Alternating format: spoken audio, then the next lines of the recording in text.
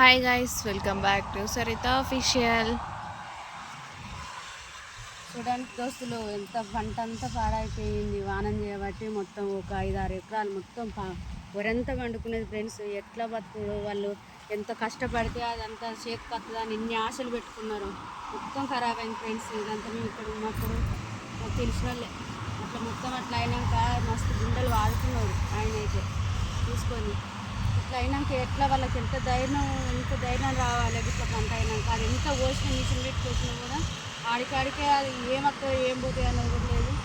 వాళ్ళు రైతులకు మీద చాలా గూసనే రైతులకు, వాళ్ళు లేని మనం లేవన్నట్టు.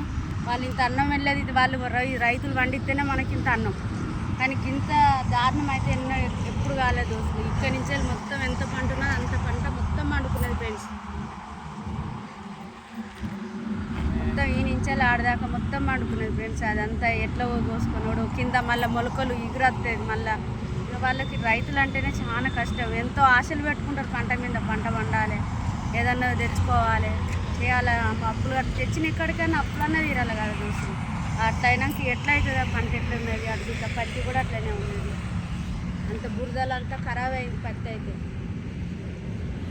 ఎంత గోస పడతారు, ఎంత గోస పడ్డ వాళ్ళు ఎంత కష్టపడతారు. తెల్లారగా పొద్దుగుకంగా ఉరికొస్తారు, వ్యవసాయం పని చేసుకుంటూ చేస్తారు. చేసినా కూడా అది ఇట్లా ఉంటే ఎంత బాధ అనిపిస్తుంది దోస్తులు.